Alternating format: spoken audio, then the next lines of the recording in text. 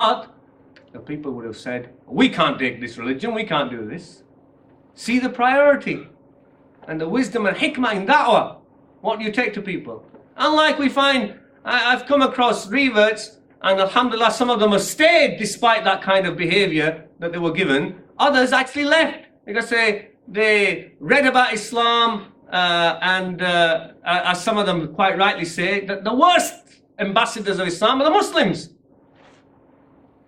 So you read about Islam, read the Quran, it was wonderful. And now I came into the mosque to embrace Islam, and I was given a list long as this. Can't do that, can't do that, can I do that? No, that's haram, that's haram, that's haram, that's haram. By the time you've gone out the mosque, you can't do anything. And that's what it feels like to them. No sense of gradation, no sense of this poor person just come in, and not only do you divorce, cut off from the family, can't meet those non-Muslim friends of yours, and then we don't provide them an alternative either. Because the Muslim community is very good at shouting, Nare Takbir, he's become a Muslim. Okay, Assalamu alaikum, brother. Assalamu alaikum, brother. We'll see you next year. Now, we don't provide the network. Brothers interested in perhaps marrying, a daughter of a Muslim. Astaghfirullah, we have these issues. So this is lack of understanding of the priorities, and some examples in regards to that.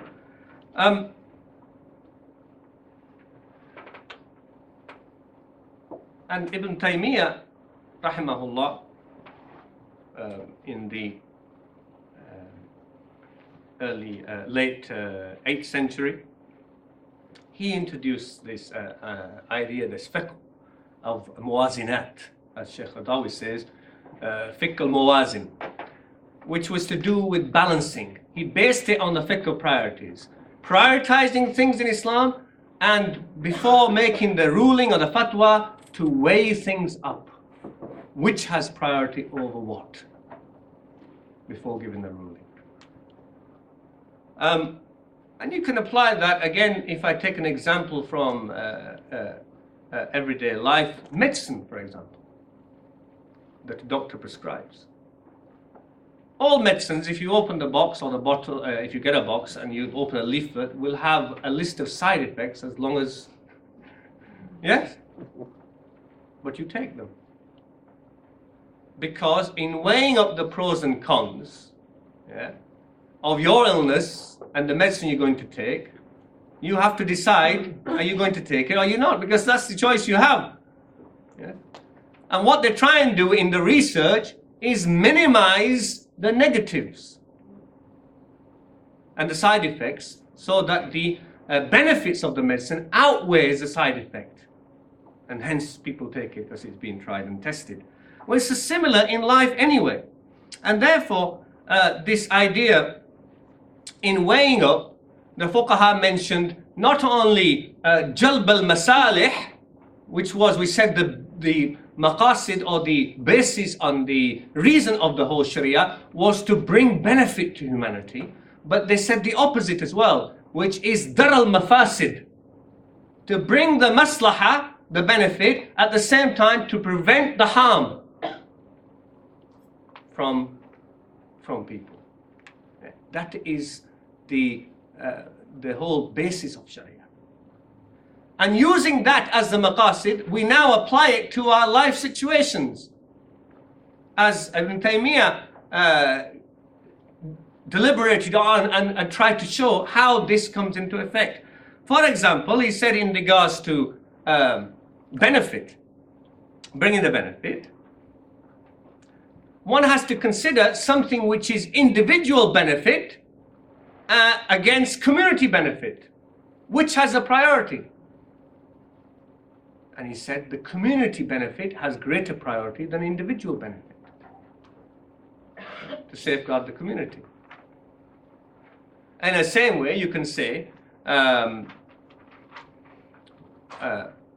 individuals, for example, to safeguard the community from being annihilated, individuals have to go on jihad and lay their lives down in an Islamic country, society or state, yes? So the sacrifice on the individual is to safeguard the community. Community has greater value when you weigh up in regards to priority. Then he talked about, of course, what's obvious is when you have two choices of things, you take that which gives you greater benefit. If you were investing some money, yes, and something was giving you more money, halal investment I'm talking about, and something was giving you less, obviously you're going to go with that which gives you greater benefit. That's an obvious one. But then you have something which is called short-term benefit or gain and long-term. And I gave you an example of that earlier from Rasulullah's lifetime. And the wisdom of seeing that. You might, in the short term, do something which seems to give you gain. But what you need to look at, what its long-term effects will be. What its long-term effects will be. And perhaps a beautiful example of that is, I haven't got time to go into it again today, is the Treaty of Hudaybiyah, if you read about it. In the short term, the Treaty of Hudaybiyah between the Prophet ﷺ, Medina, and the Quraysh in Mecca was, in the short term, negative. They couldn't even help a believer who was in chains, Abu Jandal, right in front of them, even though they'd drawn a peace treaty. The peace treaty was in the favor of the mushrikun. It was unbalanced. But what the Prophet ﷺ could see was the long-term benefit, which was more important than the short-term gain. And the long-term benefit was that many, many people came into Islam because of establishing this unfair peace treaty.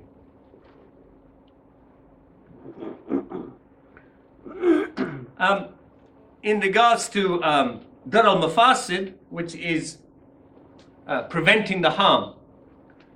If you have something which is bringing equal benefit, if you're going to do, and equal harm, then the priority is to avoid the harm. You avoid the evil in it and the wrong in it.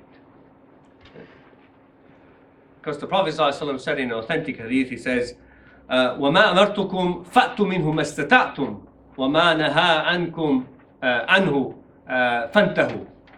He said, whatever I ordered you to do, then do it as much as you can. So in the orders, in the positive, you do to the best of your ability, because we never reach perfection in that. But when he came to saying, when I have stopped you from, prevented you from the wrong and the evil and that which is wrong, he said, stay away from it. Just stay away from it.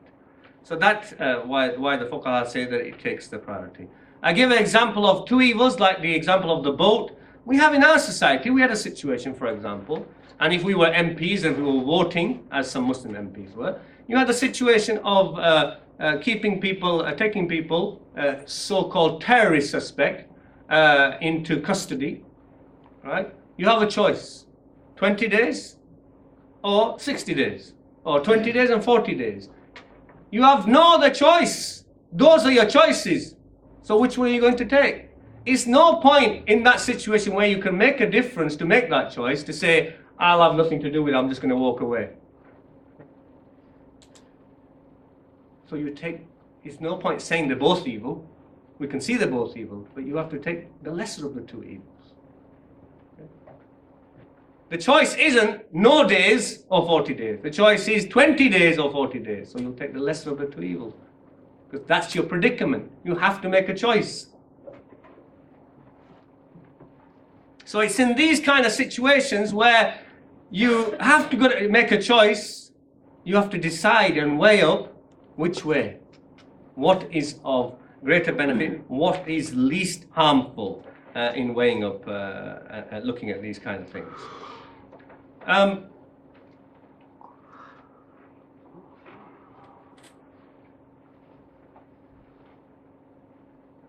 The same applies in something like applying hadith of Rasulullah which is sahih, authentic.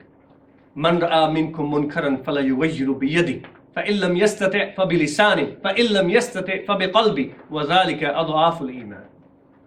Whoever of you sees a wrong, let him or her change it with his or her hand. If they're not able to do so, then with their tongue. If they're not able to do so,